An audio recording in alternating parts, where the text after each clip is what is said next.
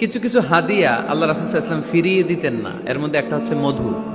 মধু দিলে বলতেন না যে না নিব না। আতর ফিরিয়ে দিতেন না। বালিশ, বালিশ খুব পছন্দ করতেন। আল্লাহ রাসূল ঠেকনা দিয়ে বসতে পছন্দ করতেন। সুবহানাল্লাহ পড়েন। রাসূল সাল্লাল্লাহু আলাইহি ওয়াসাল্লামের কাছে একটা কসমেটিক্সের বক্স থাকতো সব সময়, জরুরি 5-6টা জিনিস এর ভেতরে থাকতো।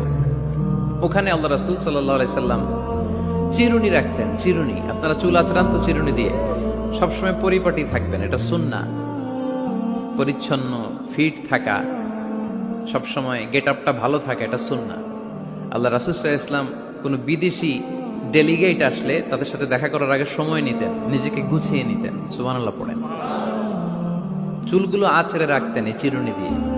তাহলে ব্যক্তিগত কসমেটিক্স বক্সে আল্লাহ রাসূল সাল্লাল্লাহু আলাইহি ওয়াসাল্লাম যে জিনিসগুলো রাখতেন তার মধ্যে একটি হচ্ছে চিরুনি। 2 নাম্বার, আল্লাহ রাসূল সাল্লাল্লাহু আলাইহি ওয়াসাল্লাম জাইতুনের তেলের একটা ছোট্ট বোতল রাখতেন। ওয়াত্তিনি ওয়াজ জাইতুন, অলিভ অয়েল। অলিভ অয়েলের ওয়াজ করেছি গত বছর। যেখানেই আমার সাথে লোকজনের দেখা, কয় হুজুর এখন থেকে অলিভ অয়েল মাখি আমি, এজন্য সুন্দর হয়ে গেছি। তো অলিভ অয়েল রাখতেন, চিরুনি রাখতেন। এরপরে সুরমা দানি রাখতেন। সুরমা, চোখে আল্লাহ রাসূল সাল্লাল্লাহু আলাইহি ওয়াসাল্লাম সুরমা দিতেন। এরপর আল্লাহ রাসূল সাল্লাল্লাহু আলাইহি ওয়াসাল্লাম উতুর রাখতেন। উতুর, পারফিউম, আতর দিতেন। কিছু কিছু বিষয় আছে আরবাউন মিন সুনানিল মুরসালিন, 4টা সুন্নাহ আছে সব নবীদের সুন্নাহ, সবাই এটা করেছেন। এর মধ্যে একটা হচ্ছে উতুর, সব নবীরা আতর দিতেন। সুবহানাল্লাহ, বাড়িতে যাই বলেন